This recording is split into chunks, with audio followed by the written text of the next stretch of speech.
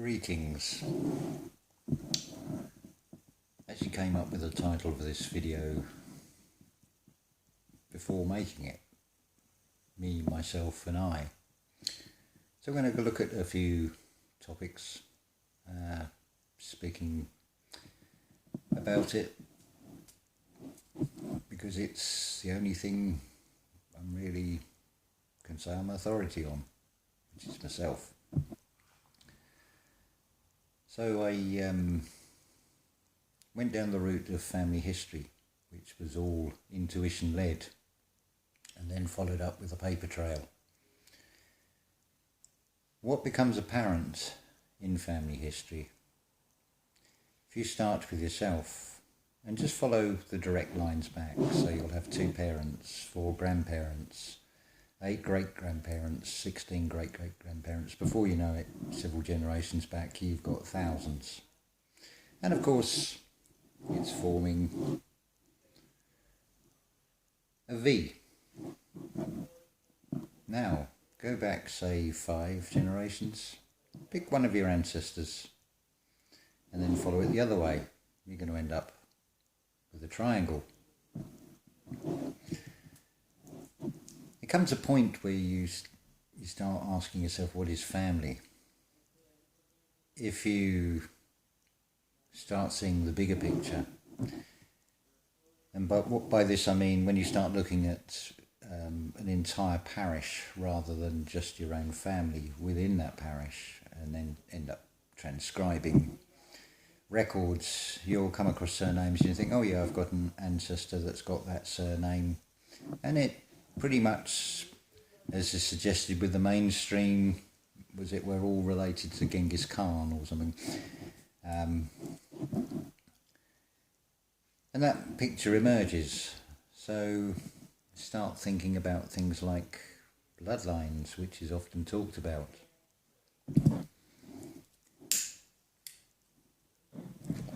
It comes down to what you would class as family, and I think you've only got to look at one of these royal families to see how you've got a bloodline within that. But obviously as the generations go, it's going to start spreading out, and you need to start bringing down into a central line. But obviously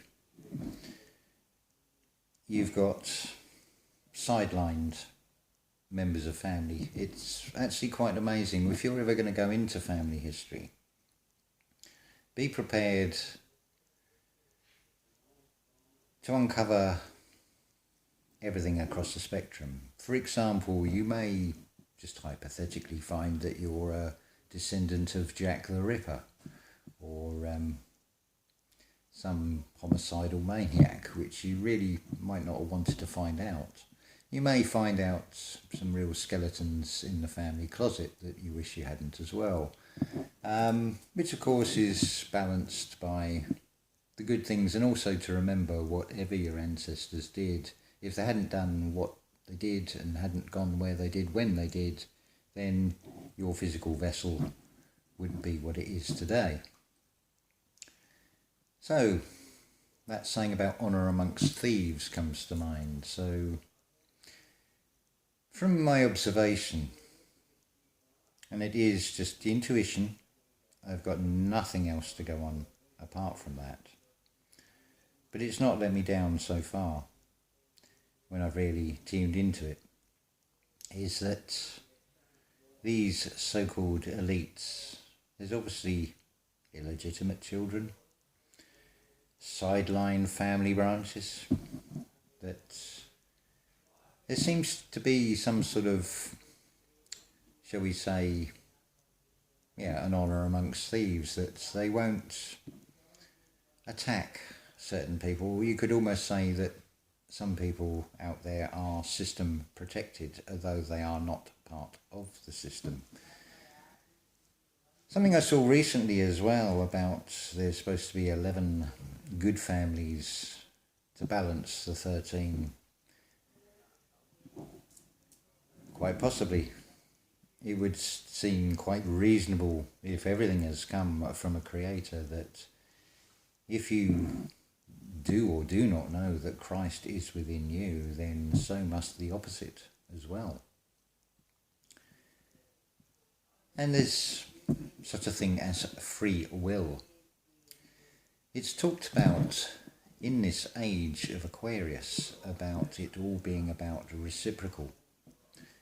But that is not something that is, what's the word I'm looking for, unique, I suppose, to the Aquarian age. No more than you are just your birth sign. You are all 12 zodiac signs. They all pertain to a part of the body starting with Aries, right down to the souls, which are Pisces.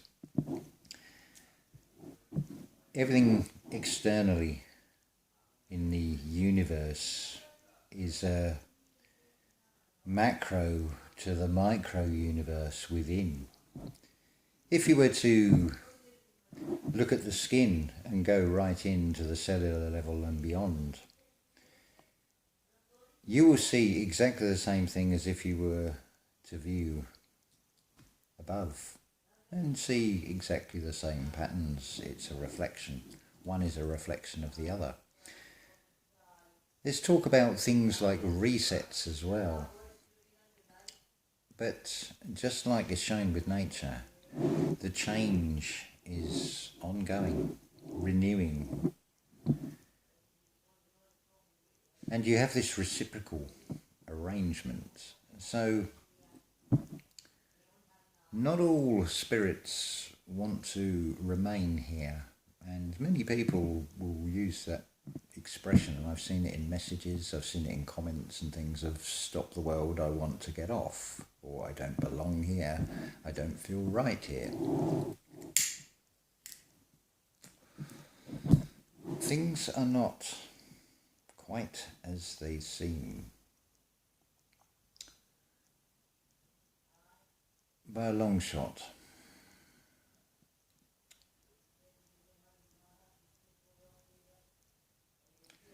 So, as I've said before, just because you look in the mirror and in 2 years your entire soul-carrying vessel has renewed, still looks the same pretty much, but it's what's going on inside is completely, or can be completely different. There's such a thing as a walk out as well as a walk in. I'm going to put a link to a couple of audio videos by Brian Scott on walk-ins. What is a walk-in and what is a walk out? It's basically a spirit that says, look, I really don't want to do this anymore. There is a way out. 1 moment. Where was I? Yes, so you have an opt-out, like with any contract. I mean, it's often spoken about soul contracts, for example. They're no different from contracts in this reality with loans and various other agreements. There are opt-out options available. And there is a reciprocal arrangement, because there will always be another to step in the place. Some transitions are very easy. See, resets are nothing specific to what is about to happen. It's ongoing, just like everything in nature, which these physical vessels are. They are part of this realm of nature. They are subject to time, that's why they age and decay. It's all part of the process of everything in this reality. But there's a get out clause, there's always a get out clause if you really want it. But again, there's no hard and fast rules with this. Now, there are many walk-ins, many who probably not even aware. It's often spoken about a Mandela effect, and quite possibly just maybe 18 months ago, maybe about a year ago, at most. There was one, what would be described as a huge Mandela effect. The transitions seem to happen in sleep, where they will be the least disruptive in the reset. So basically you all have a spirit which will come in to take over the operation. It's a bit like a car when one driver gets out and another one gets in and then does the next part of the journey to complete a mission or whatever. It's something known only to one. Entirely up to you if you want to comment on this, but I would say look at those, or have a listen to those two audio videos for a better understanding of it. But it's not clear-cut like anything in this reality. Some of the transitions can be very problematic. They're not always easy.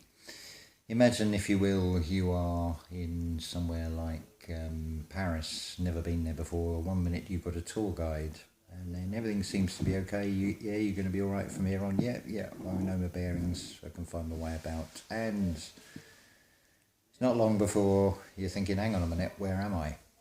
I'm not sure about any of this. I sort of recognise it and don't. It's like looking out through a second set of eyes, would be a way of describing it.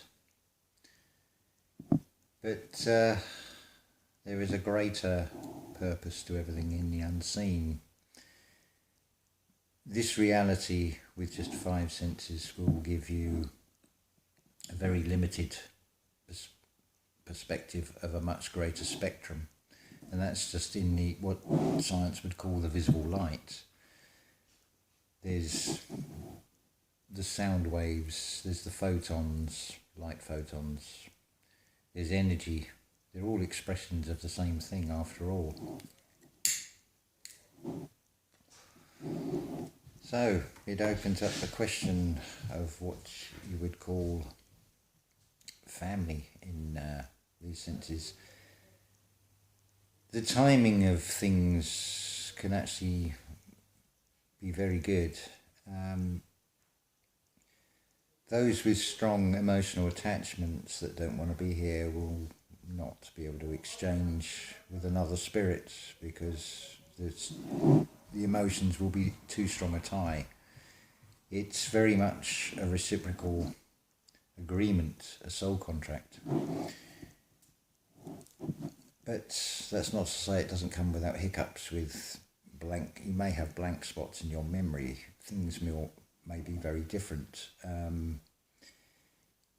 It's almost indistinguishable from spiritual growth, because internally you are changing. The things you were interested in, the things that got your attention, those must have, particularly in the material world, will sort of dissolve away. They will lose meaning in all of this. But it's let's just say, at worst, you'll get a basic knowledge, probably of language, how to function, and so on. But there may be a lot of things that may be lost on you, sayings and things. Some of it as well, it may seem like, bloody hell, what have I agreed to here? What have I come into? Because it does look totally insane. There's no two ways about it. Now we've got a whole load of new fear illusions being sort of pushed. But up to you if you want to focus on those or not. Do what you want. It's entirely up to you. There's so much more wonder, so much potential that is positive to find. So yeah, things always look worse, far worse than they actually are. That's by design anyway. How are you going to find light without dark? It's all about contrast. It's all about duality in this realm after all. You're not going to be able to know one thing unless you can know its its opposite. You're not going to cross the road and just look one way, are you? So it's an interesting topic. You'll know, I think, especially after hearing those audios, if you are a walk-in or not. The time scale of it, again, that's going to be vary greatly, I would have thought. It comes back to that Book of Thomas saying 31. The first half of it is on the lines of, you will not heal anyone known unto you, because just as I said, whereas the cells all renew in 2 years and you're actually totally different and you are renewed, you are continuously being reset at a cellular level, those that have known you before will see the outer shell and think you're exactly the same, and your neural pathways are still the same, where you are actually reinventing and reassembling yourself, putting yourself back together again, regardless of whether you're walking or not. If you're on this awakening path, as it's called, it doesn't matter what level you're at. If you're just at the stage of thinking something doesn't add up with what's going on, I don't know what to believe, I don't know who I can trust or what I can trust. There's an interesting post by Victoria Cotton on Facebook saying about beware of these larger channels. Well, yes, because it is far better if we have many, many small channels with, I don't know, 2,000 to 10,000 subscribers. You put anybody on a pedestal, you're making them a target for the system. So you're pushing them out there on the front line, out of the trenches into the no man's land, which is not really beneficial to anyone. It's far better to have a Spartacus effect. Let's cut to the chase on this one. I mean, what is controlled opposition? A lot of it, I would say, because I have no proof, I can speculate, I can read between the lines on things.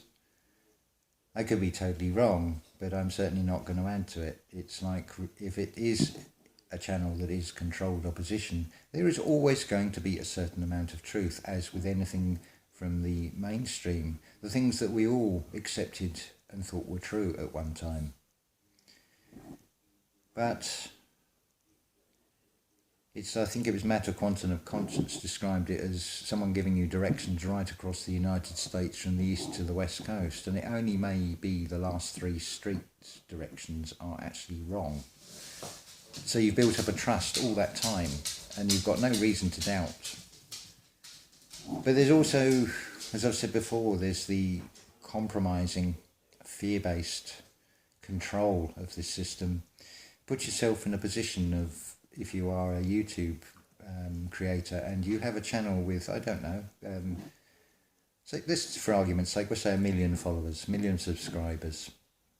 You're pretty much out there on a very high pedestal to be a target. What are you going to do if you get a visit from, shall we say, 2 men in black who say, right, you can talk about anything you want except this particular subject. We'll tell you what to say about that. Otherwise, we'll kill your family. Think about that. What an emotional pull. What is the moral right and wrong of that? Where do you go with that? That's a very tough choice you'd have to make. Now, I'm not saying that's what's happened to me at all. Before anybody reads anything into that, it's not a coded message here with this. But what I'm saying is, we've got a very, very crazy world, and the tactic is always divide and conquer. And there is a lot of craziness of speculation on this channel is controlled, this one is not. Remember, there is such a thing as an internet. There is a trickle feed of conveniently timed information, these brand new revelations and discoveries of things that don't relate to the history we're told about, and they're very easy to get lured down these paths and focusing your attention on that, because it causes division, because it's radically different from what many other people believe is right. Does it make either of them right? Do you know 100% true what is and what isn't outside of yourself, after all? We can make reasonable speculations and we can weigh things up. But I would say just look at the patterns with everything. Look at the analogy I gave at the start of this video of the family tree. If you start with yourself and go back, you're going to get this. And no, it's not an Illuminati reference. But if you start with an ancestor, that tree fans out. You've got a diamond between the two, between you and a direct ancestor, and then where that ancestor branches out with many children. This seems to be the case, especially in the 19th century, where they're having large families. But today's families, well, world populations are actually shrinking. I would even dispute that there are 7.5 billion people. I mean, who gives us these figures anyway? I did a bit of collaboration work with Karen, Sun and Moon of Family United, Samfu channel. And it became apparent in that about all these sort of things as well. They are fascinating topics to look at, there's no two ways about it, but I would say just go as far as seeing the patterns with the flip overs, what is shown to you and presented to you in this reality, and then look for the spiritual equivalent, its mirror, in the unseen realms where the real magic really happens. And that real magic, of course, comes from your imagination, by what feeling you put into something. I mean, if you have a desire and you want something, if you're going to have a feeling of want, that's what you're going to get. You've implanted a feeling of want, of lack.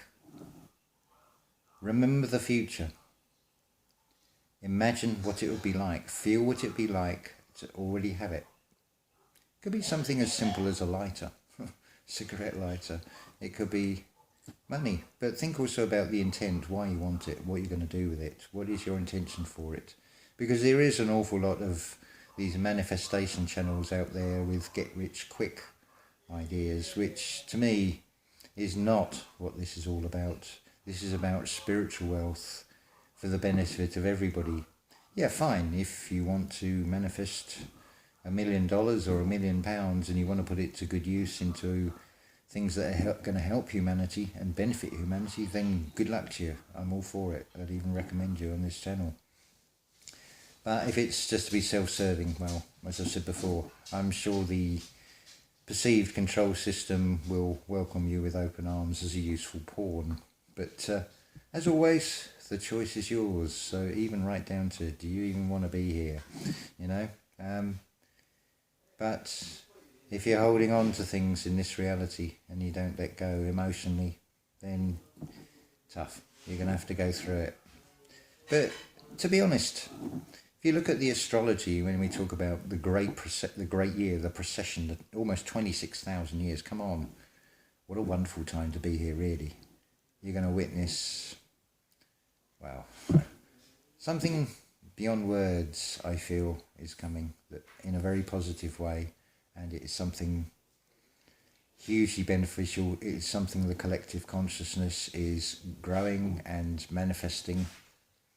I can speak from personal experience of this. Just look at the number of times you are going to get synchronized thoughts, synchronized messages, synchronized videos, little things. I remember your name, sorry, Jane. That word thingy, how that came up, a saying that you hadn't heard, and people who don't normally, it's not normally in their vocabulary. I mean, that is little magical signs. They're signs by the day to pay attention to, because you can only detect what is within a spectrum of whatever sense. But remember, those 5 senses double up when you say to yourself, oh, I see, I feel this is right, I hear what she's saying, I've got the taste for that, I can sniff out something with this. See, now you're using those expressions of those 5 senses in a very different way from the physical expression of them. But you are still using 5 in a new way. So it's just think out of the box. This system is giving you a lot of censorship at the moment, and there's a lot of complaints about the censorship. But look at what that is presenting to you. All that is saying to you is think out the box, be creative, use your imagination in the way you say things. Don't use those trigger words where you know you're going to get your video taken down. You signed up and you agreed to those terms and conditions with anything electronic after all. So don't bewail if something doesn't go the way you want, because it all can go against community standards. But whose community we're talking about here? Don't assume it's about our community, but it is a useful tool and we can reflect back. Personally, I've not had any trouble with YouTube. I've got no complaints. Yeah, I get the odd silly nonsense with you can't find comments, especially if they've got links in, but when you recognise that they're just there to trigger a negative response from you, and you see past that, because what do you achieve by getting angry with a screen? Who's going to feel it? Do you think that screen? Do you think something like YouTube or Facebook is going to feel your anger when you vent out? And ironically, I find it strange that people will complain about something, about a particular platform, and then post that complaint about that platform on that platform. You might as well go round to somebody's house and then speak badly of them while you're in their house. But that's sort of, to me, that's just sort of an insanity, really, and it's a waste of energy when we can actually put our attention and focus on to being more creative. It's a wonderful opportunity. You can see it as an obstacle or you can see it as a challenge. Wise as serpents, be like a serpent, weave the yin and yang line. Serpent energy, spirit energy, it's like a letter S. It's not a straight line. Yeah, you want to get straight to the point, but you might have to just use a bit of imagination to get there. It's just the way it goes. Accept it for what it is. Remember, you're like a character that is coming into a soap opera that's been running for decades. The play is already on. You're just a character in that play that's come to play a part. It's just whether you want to write that script or not. It's entirely up to you, or you want somebody else to write the script for you. So embrace this time, this era, this change of age. It's actually wonderful. It's just perception on it, and how much fear you want to feel about it, or how positive you want to feel about it. The choice, as always, is yours. Anyway, aloha, ilakesh, I should say, and ta-ta for now.